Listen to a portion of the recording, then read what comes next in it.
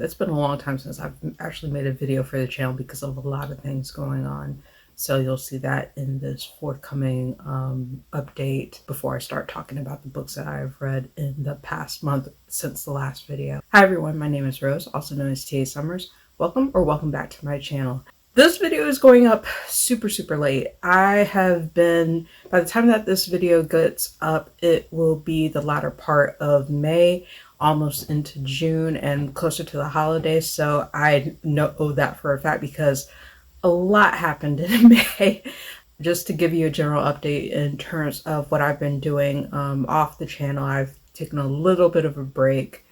My sister graduated with her second master's degree in applied epidemiology. I had the opportunity to spend some time with her as well as my extended family. So that was actually a really good coming together. So TJ, if you're watching this, congrats and awesomeness to you. We've talked about doing collaborations on the channel for certain things, but my sister unfortunately hasn't had the time. So we'll see like what happens in terms of that, but you may get to see her face in some of these videos later on.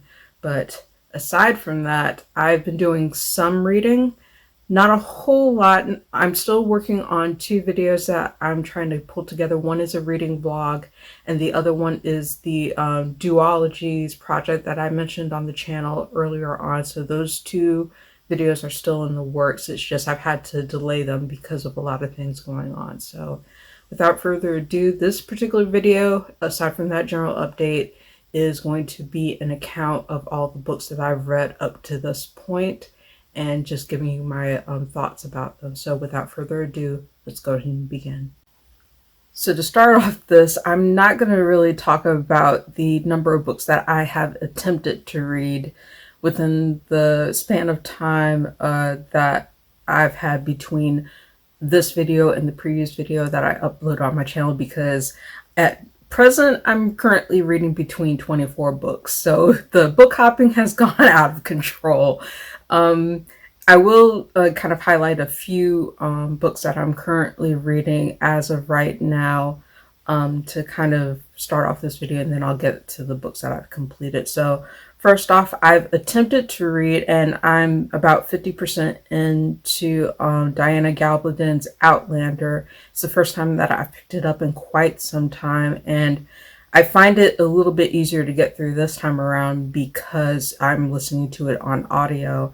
It may be better for me to actually expound upon spoilers and other things with respect to Outlander once I actually finish reading it, but so far, and I know I probably will have to return this to the library before I finish it, so I will say that that book I'm putting on pause, not because of the content, but just because I know I have to return it to my library, and I'm probably not going to get off of the months-long hold that is currently in the queue right now, like for the audiobook. So when I finish that, I will finish it. But so far, like, you know, so good. Like, I like it about as much as I did the first time that I picked it up in terms of the writing style. Certain events do not age as well with me, considering some of the plot details in terms of things, but I do like the world building in this particular series, and I do like the writing style in terms of how immersive it is.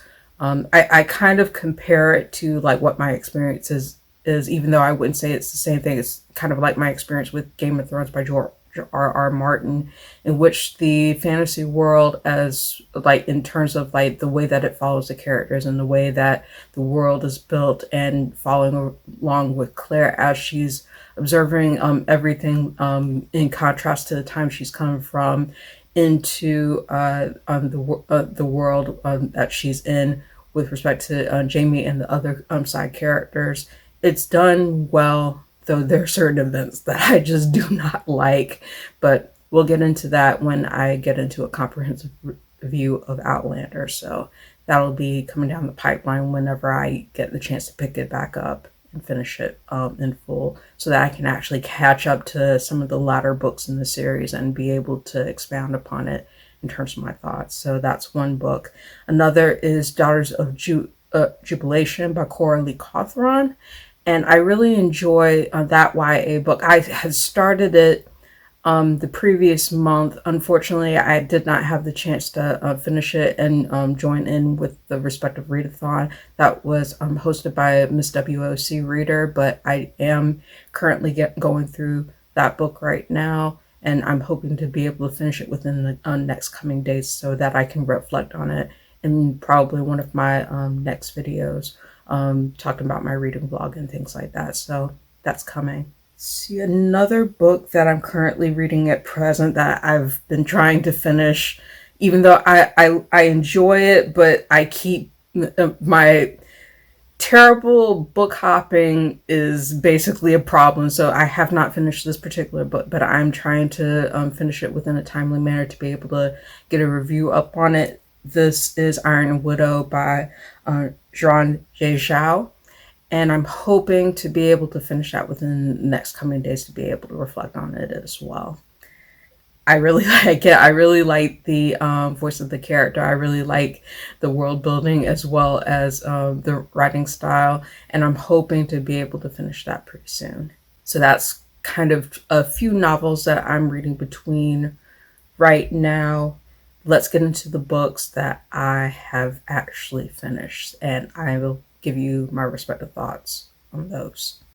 So I think where I last left off was talking about my reading a banned book club.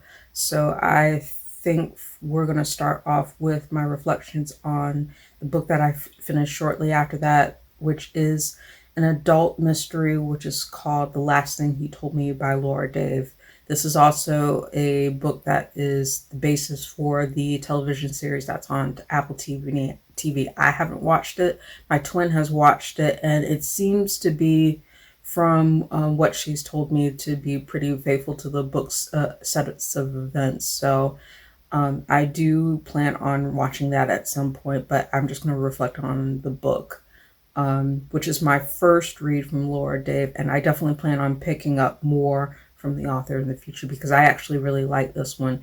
If you like narratives like The Fugitive, without going into spoilers, and by The Fugitive I'm talking about either the 1960s series or the 1994 movie with Harrison Ford, you will like, and especially since the fact that this book is very self-aware in terms of some of the allusions to the 1994 version of The Fugitive with Harrison Ford, you may find something to like in The Last Thing He Told Me. This is the story about a woman whose husband has gone missing unexpectedly, and she does not know where he's gone off to. He basically leaves her a cryptic note saying, take care of her, her being his daughter, the main protagonist's stepdaughter, who is now in her care after her husband has disappeared. And so essentially, the woman in this novel, whose name is Hannah, is basically trying to grapple with her husband's, Owen's, disappearance and trying to put the pieces together in terms of what he may be involved in and why he left his daughter a bag of money in terms of things and suddenly went missing with no contact with them whatsoever. So essentially, it's kind of an interesting take on kind of like this mystery thriller aspect, because usually like in narratives like The Fugitive, you're following the person while they're on the run, and in terms of like trying to decide whether they did or whether they didn't do it, or whereas this particular novel does not tell you following the pieces of the narrative in terms of finding out why Owen is on the run through Hannah's perspective and through her due diligence in terms of trying to find out what comes next and why he decided to be on the run, and the respective relationships and the different people that he's been in contact with and what they know about him, and figuring out the pieces from there. And there's also an interesting element to it in which the stepdaughter is trying to collectively go through her memories in terms of who she knew her father to be, and Hannah kind of recollecting both moments in the past where she's connecting with Owen, as well as moments in the present where she's trying to establish a relationship with her stepdaughter, in terms of not only trying to be closer to her, but also trying to figure out more about Owen's past and that kind of thing. So it's an interesting mystery thriller. It kept me on my toes, though I think certain elements were a little too neatly tied for me, like in terms of like, and left with a little bit more open interpretation than I was expecting it to be for pulling these elements together. But otherwise, I thought it was a very engaging novel. I liked it better than I thought it was going to. I gave this novel overall 3.5 out of 5 stars, and I definitely, as I mentioned before, will pick up more from this author to be able to experience more her writing style as well as her storytelling. So that is The Last Thing He Told Me by Laura Dave, 3.5 out of 5 stars. I think I might have talked about Martha Wells's Artificial Condition in the last video as something that I have previously read, but overall, the Murderbot Diaries series, especially like the intro novellas, which I will kind of go into a little bit more as you see this video, because I read the last two novels in the original quartet of novellas in the Murderbot Diaries series. But Artificial Condition was a good follow-up to All Systems Red. I believe I gave this overall 4.5 out of 5 stars. And I really enjoyed basically the just following Murderbot in its respective navigating, like trying to keep its identity hidden, and also protecting more humans and watching more shows, and befriending a smaller bot who wants to watch shows with it as well. Very interesting to follow overall in terms of the Murderbot Diaries series. So Martha Wells's Artificial Condition, 4.5 out of 5 stars. I'm not going to spend too much time on it, especially since I think I may have mentioned this in one of my previous videos. Okay, so this next book is a book that I've dreaded having to talk about in terms of things, and it definitely really is a tie for the most disappointing book that I've read in 2023 so far. And it's interesting because I compare this to the other most disappointing, if not the worst read that I've read in 2023 so far, which is The Other Black Girl. This particular book, however, is a YA novel. It is a horror novel, and it has one of the most beautiful covers that I have seen in terms of YA horror, which makes it all the more disappointing that this book just did not work for me. This is The Black Queen by Jumada Emil. I gave this book a total of, I believe, 2 stars out of 5 stars. Let me just double check that really quick. Yeah, 2 out of 5 stars. And the strength of this particular novel was, for me, really was the audiobook narration, which keeps you engaged. And essentially, the story does keep you on your toes in terms of trying to find out what happens, but there's a lot to it that I absolutely did not like in terms of how it portrayed its respective themes. So essentially, this is the story of a girl. Well, I'll say it like this. The girl that's portrayed on the cover, the black girl with the blue eyes, which it's a really striking cover in terms of seeing, like, you know, like how there seems to be like a blunt object that basically like hits her on the head, and you see the blood on her hairline and cutting through her hair. That sets the premise of what this novel is supposed to be about, which is about Nova, who is the presumptive and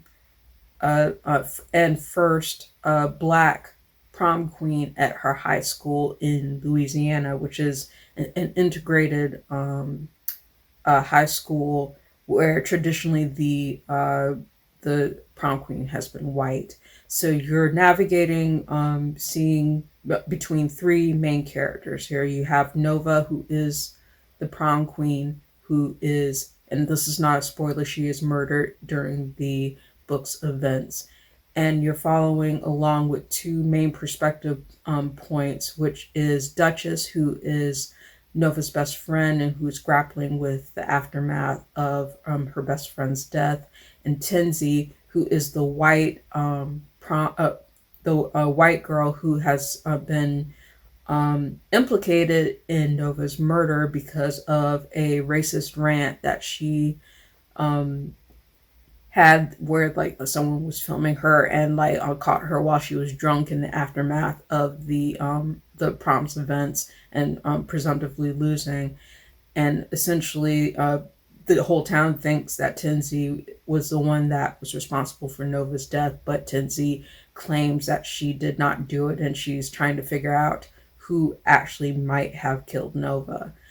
And you would think that this novel would center details about Nova's life in a way that gives her agency and makes her the person who's the forefront of the novel, but she is not.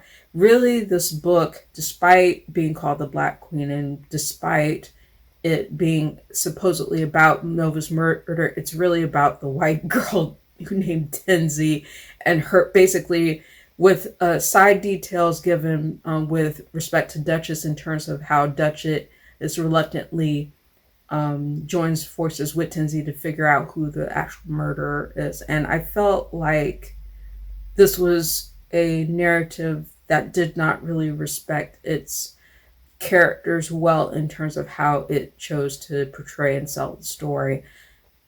This really should have been Nova's story, maybe even Duchess's story in terms of talking about her friend, but it really just gave a redemptive arc to Tenzi's character in a way where she does a lot of unforgivable things in terms of how racist the people around her are, in terms of how she has her own prejudicial views that get some reckoning within the text, but it's done in a way that lacks nuance.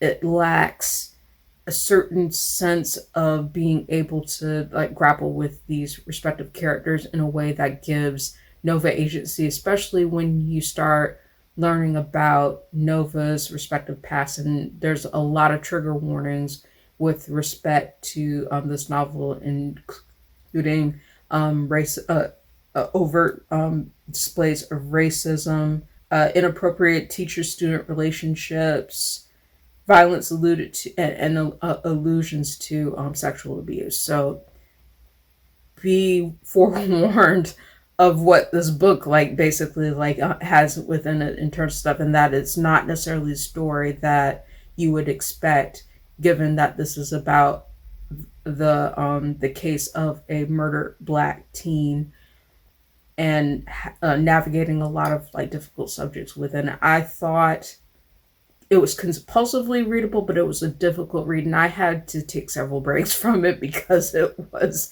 infuriating to several different degrees without going into too many spoilers about it. But I gave this book 2 out of 5 stars. Well done narration from the audio narrators, but the execution of this was not what I expected it to be, and it was not as well done, especially since you can kind of tell who the culprit is probably about at the 50% mark of this book. It does do a decent job of kind of making you guess who might have done it, but you can kind of tell based on certain key pieces of foreshadowing and things like that within the respective narrative. So it kind of removes that sense of suspense from that angle, though there are certain harrowing moments in the book that do a decent job in terms of things, but overall I felt it was disappointing. So overall, Jemima Mills, The Black Queen, I would give 2 out of 5 stars. One of my more disappointing reads of 2023. The next book that I read is another YA novel, and this was actually more of a pleasant surprise than I thought it was going to be. This is, I believe, Casey McQuiston's first YA novel. This is I Kissed Shara Wheeler. And I gave this book a 3 out of 5 stars for an absolutely delightful audiobook reading, which I really enjoyed how dynamic and how vivacious the audiobook narrator was in terms of getting into the characters' voices and really just having fun with the experience. That was probably like the best part of it to me. I thought the actual story itself might have been a little bit long in terms of the pacing. You're essentially following a girl who is basically navigating the disappearance of a very popular girl in her Christian high school, and she encounters Shara as she's standing in the elevator, and uh, to her unexpected surprise, Shara actually kisses her.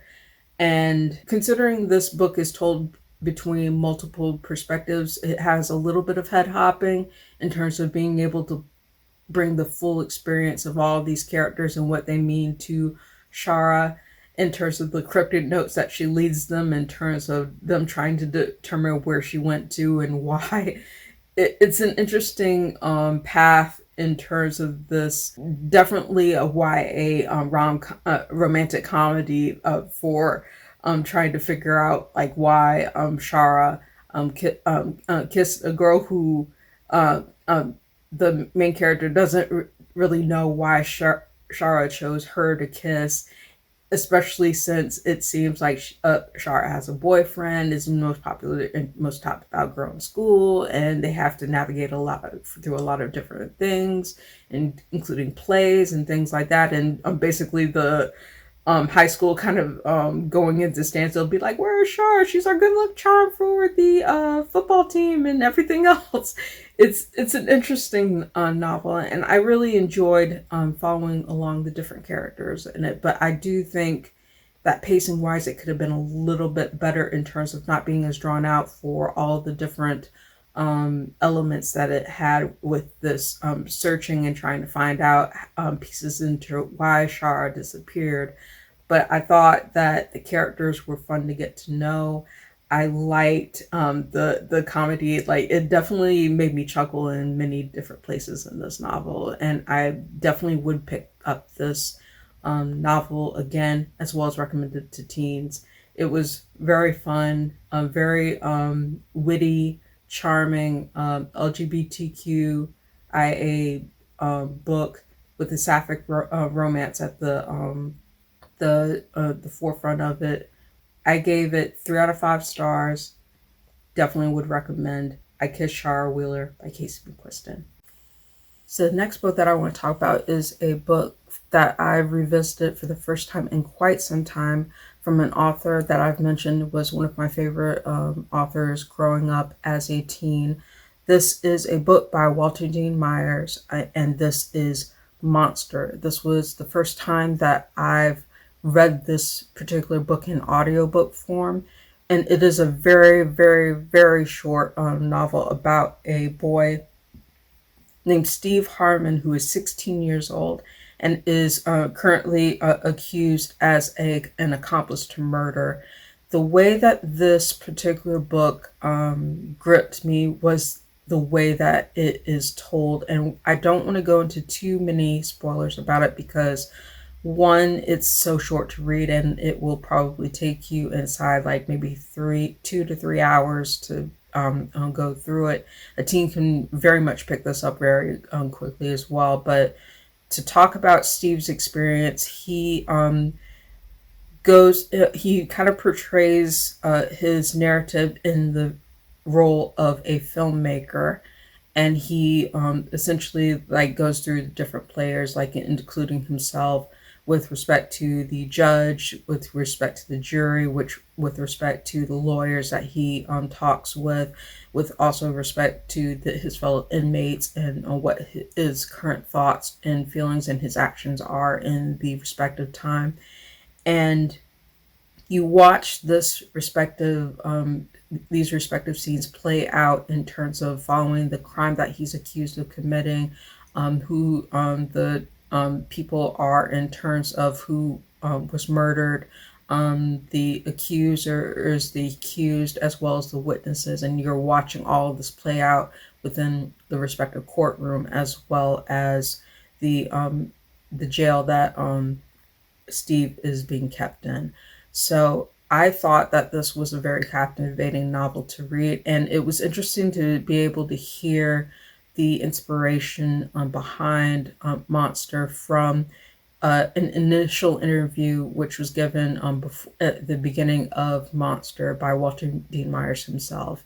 And I found that to be a really great addition to the audiobook experience, to be able to see where he was inspired by the story and how it played out, and to hear it being performed by a full audiobook cast, which was very, very well done. I gave this overall a 4 out of 5 stars, a very strong 4 out of 5 stars. I thought it was wonderful to be able to re-experience it again, and it is definitely one that I would recommend to teens in terms of seeing the effects of black men who are incarcerated within the system and accused of things.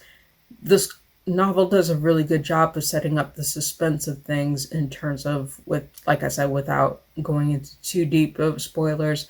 It does a great job of being able to showcase that in a way that is both impactful and even horrifying in certain turns. So that is Walter D. Myers' Monster, 4 out of 5 stars. Next book that I'm going to talk about is actually a very well talked about book in the bookish community, as well as from a beloved author. And this is only the second book that I have read from this particular author. So I had really enjoyed Book Lovers by Emily Henry, but I knew going into Happy Place that, you know, it could be that lightning strikes twice. I could absolutely adore this book, or it could be something of a more negative experience for me. For this, I pleasantly enjoyed it enough, especially within the audiobook version as read by Julia Whalen. But I did see quite a few things where Happy Place did not connect with me in the same way that Book Lovers did. So this is essentially the story of a couple, Harriet and Wynne, who are basically like on the outs in terms of their respective relationship, and they're being reunited by joining a group of friends at a house which is being sold, and they're kind of having their one last get together at this particular house where they have a lot of shared memories together in terms of their relationships and their respective friend group during this vacation time. But Harriet and Wynne have a very rocky relationship with respect to a lot of things that led to their falling out. And this particular story kind of chronicles how specifically they fell apart, and kind of does it in a way where it's like it's a second chance romance. I thought that the way that this book was done, it's not that I didn't appreciate the story for what it offered. I didn't like how drawn out it was with respect to the certain levels of suspense, and for the emotional reckoning that these two characters have. I thought that the side characters of this were fine. I do think they could have been fleshed out a little bit more, but I think it took way too long to get to that point where both Harriet and Wynne had their moment of reckoning in terms of trying to rekindle their relationship and trying to figure out what the problem actually was. It took almost, I think, until about 70% of the novel to really connect the pieces together. When the emotional beats hit, they hit pretty well in terms of being realistic, in terms of hitting home with me. And I did enjoy those parts. And I think Emily Henry does a great job of being able to showcase characters in terms of their rougher emotional moments in terms of like and trying to seek out their reconnection and their connection with each other in terms of the couple that is being shown. But with respect to the overarching conflict, I think it took too long to get going within this respective novel, and also took too long for that emotional connection moment to really hit and be able to resonate with respect to like why they fell apart and how they're trying to rekindle that relationship back. So I thought it was fine. I just wish that it did not have the pacing issues that it had overall. I gave this 3.5 out of 5 stars for my second experience with Emily Henry. It was fine. I just wish that it had stronger um, pacing issues with respect to its narrative. It did not hit as well with me as Book Lovers did, but I'm still going to try other Emily Henry books to see how they level with me in terms of things. Though the romance was fine, the overarching coming to terms and the overarching narrative with respect to showcasing Harriet's experiences as well as Gwen's experiences and their respective internal conflicts, the communication piece I think between them, as well as the way the progression of the plot was the issue in terms of why it didn't hit as hard for me emotionally. So that is Happy Place by Emily Henry, 3.5 out of 5 stars. Next book that I read after that point was a reread of a rather recently banned book. I think it's been on challenged in other banned books lists, but I think it's gotten a lot more attention considering the recent events of several school shootings. And I think there were people who had decided in certain states, I think Texas, Florida particularly, that started targeting this author's works. And I wanted to pick up this particular book for myself to revisit it, since it's the first time that I've read it since 2017. So it was written 10 years before that point in 2007. This is Jodi Picoult's 19 Minutes. And I read it as an audiobook this time around versus just the physical reading, which I thought was well done by the audio narrator. This is a story that is told in multiple perspectives surrounding a school shooting that happened over the course of 19 minutes, in which a boy goes on a shooting spree, and you're trying to figure out between these different perspective points, between the mother of the shooter himself, the judge whose daughter is witness to the shooting and its respective events and actually knew the shooter when he was a boy. The judge's daughter, as I mentioned before, her perspective is provided in here. The police detective who was investigating the events in the aftermath of the shooting, as well as his respective role in the aftermath of the shooting and reconciling with events. So essentially, I think a lot of people believe that this is actually a teen novel, but it's actually an adult novel with teen perspectives. I think that this could be read by teens, but there are a lot of really heavy subject matters that it deals with respect to like a lot of trigger warnings, including abuse, including, of course, the shooting itself, including like verbal, emotional, and other types of abuse, bullying, and things that probably like are better like served in terms of looking at the trigger warnings. So if you can look at the trigger warnings for this respective book, it doesn't. I think other reviews may kind of like touch base on them a little bit more, since this is an older book. I don't believe that this had trigger warnings at the time it was written, because it was written back in 2007, and it didn't have any in the narrative when I picked up the audiobook. But I think it's worth looking into some of the heavy thematics of this before you kind of go into it, so just so that you know whether or not it's something you're ready for or not. So I'll just leave it at that. But I thought this was a very well done, nuanced novel showcasing a variety of perspectives in the aftermath of this respective shooting.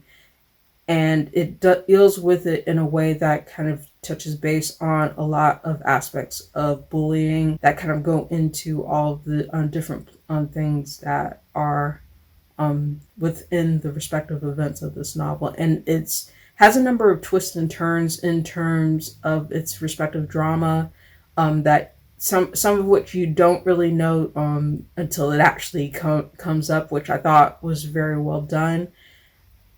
But I do think the narrative shows some of its age with respect to some of its language, addressing like in terms of gay slurs, in terms of ableist slurs as well. But it's reflective of the time in a sense, and showcasing how harmful that language is in terms of a person's psyche and mental health and self-esteem.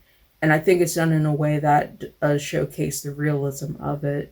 But I do think it's worth noting that a lot of that does not age well in terms of the portrayal of it. But I did think that this was a strong novel in and of itself in terms of what it chooses to show and expound upon, and giving a layered conversation in terms of talking about the event itself and the different people in it, including the teens and including the adults.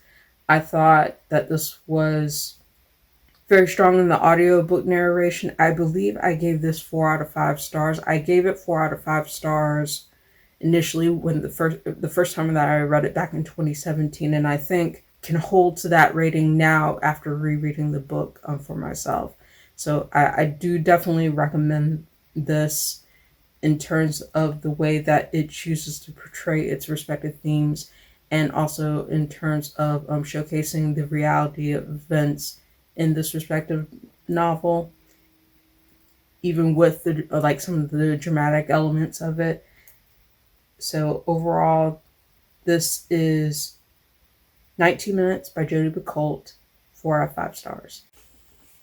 So the last 2 books I'm going to reflect on as a unit, because these are the last 2 novellas in the original quartet novella series of the Murderbot Diaries by Martha Wells.